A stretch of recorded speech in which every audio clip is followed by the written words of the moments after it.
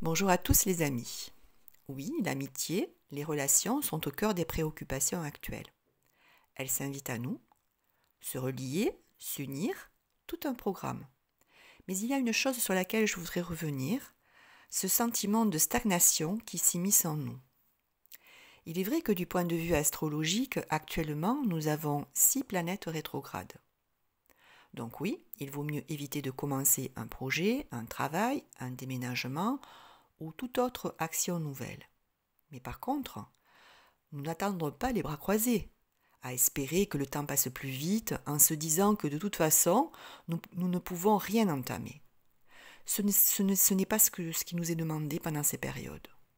Non, nous allons mettre à profit ce temps d'attente en révisant certains aspects de notre vie, une ou des situations, les voir sous un autre angle, se poser des questions, prendre le temps d'y répondre et ne pas hésiter à se faire aider si nous ne pouvons nous-mêmes y répondre.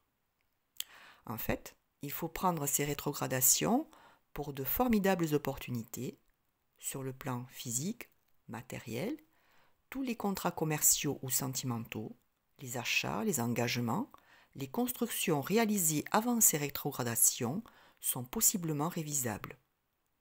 Sur le plan psychologique, spirituel et de notre conscience, là aussi, nous pouvons nous élever en passant en revue notre moi profond. Ce sont ces périodes qui participent à notre évolution, alors profitons-en pour revoir ce qui ne va pas et pour préparer dans nos têtes les nouvelles orientations de nos vies. J'espère avoir été claire sur ce sujet. Pour les nouveaux abonnés, je me présente, je suis Gabrielle, astrologue, cartomancienne et numérologue. Si vous le souhaitez, je vous remercie de vous abonner, de partager les vidéos et de cliquer sur le pouce en l'air si vous avez aimé mon travail. Vous permettez ainsi à la chaîne de grandir. Merci, un grand merci d'avance pour vos pouces. La pleine lune du 9 octobre 2022 aura lieu à 20h55, heure de Greenwich. Comme je vous le précisais en début de vidéo, il y a une mise en lumière du relationnel car cette pleine lune se place sur un axe Bélier-Balance, un axe 1-7, c'est-à-dire le moi qui fait face aux autres.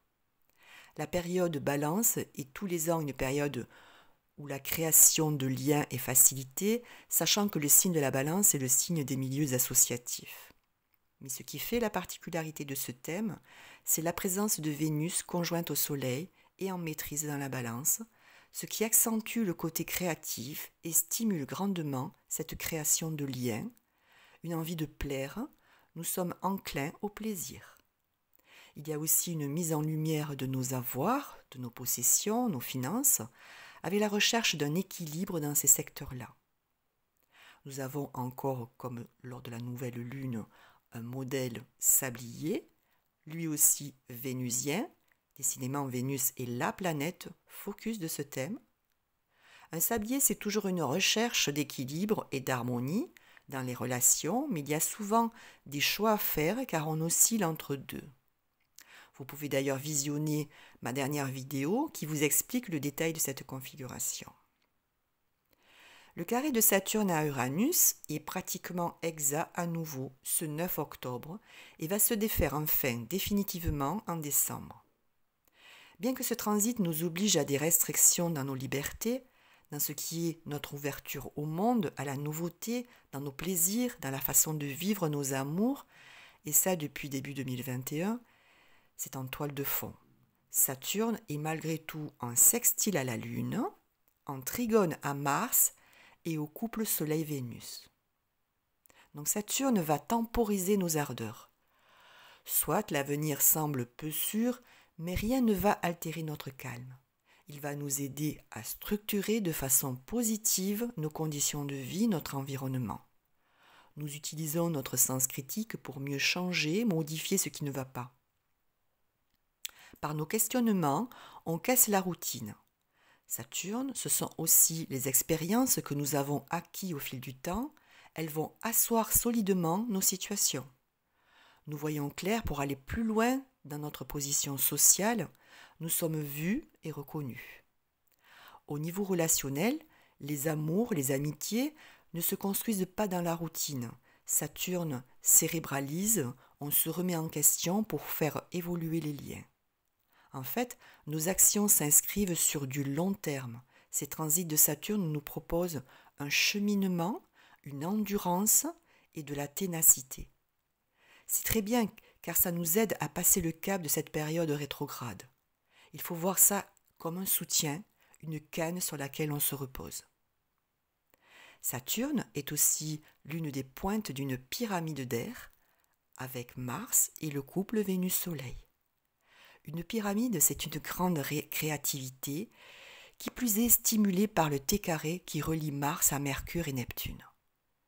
Cette configuration est vecteur de chance, de retour gagnant du passé, à condition que nos actions soient mesurées, structurées, car Mars, la planète pivot, est la clé d'expression qui anime la pyramide. Alors, stimulons notre mental, allons à la rencontre des autres, construisons des liens, adaptons-nous, maintenons la communication. Bien sûr, le T carré que nous avions à la dernière nouvelle lune est toujours là pour brouiller les pistes, exacerber nos émotions non canalisées ou créer en nous des élans mystiques. Il peut aussi nous conduire à de l'impulsivité, des coups de tête, des maladresses autant physiques que verbales. Mais n'oubliez pas, Saturne veille, de la mesure dans toutes vos actions. Pluton reprend sa marche directe le 9 octobre et va donc reprendre la transformation, la régénération, les mutations, mais au niveau de la matière. Quant à Mercure, lui aussi avance en direct à partir du 3 octobre, et donc les communications, les déplacements, les actes commerciaux vont s'en trouver beaucoup plus fluides, faciles, après 3 semaines de rendez-vous, d'appels manqués, de retard, de panne en tout genre, de quiproquos. Alors on se dit ouf.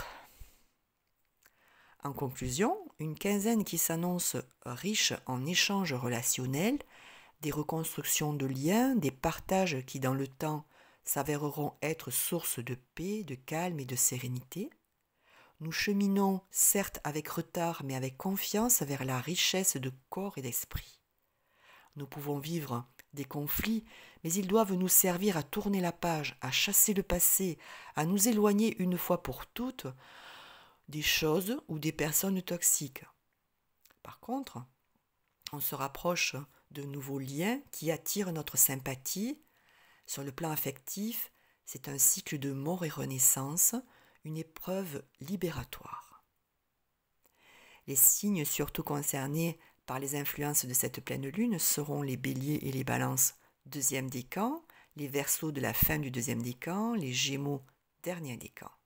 Pour les autres, je vous invite, comme à l'habitude, à consulter votre thème natal et à chercher la maison où se loge cette pleine lune pour connaître la maison et donc le secteur de votre vie concernée. En numérologie, lorsqu'on ajoute tous les chiffres pour le 9 octobre 2022, soit 9 plus 1 plus 2 plus 2 plus 2, on obtient 16, soit 7. Donc j'ai déjà traité des vibrations de ces nombres dans la vidéo de la pleine lune du 10 septembre 2022. Je vous invite donc à la visionner pour compléter cette analyse. Je vous remercie de m'avoir écouté jusqu'ici et de vous abonner si ça n'est pas déjà fait en cliquant sur la cloche et de mettre un pouce en l'air si vous le souhaitez. Je me répète, mais j'ai besoin de vous pour faire grandir votre chaîne. Alors merci d'avance. Je vous retrouverai en principe dans 15 jours pour l'étude de la nouvelle lune du 25 octobre 2022. En attendant, n'hésitez pas à me contacter par mail avenir-et-symbole@orange.fr pour me donner vos avis. Je vous souhaite une très belle pleine lune, révélatrice. Bise à toutes et à tous et à bientôt.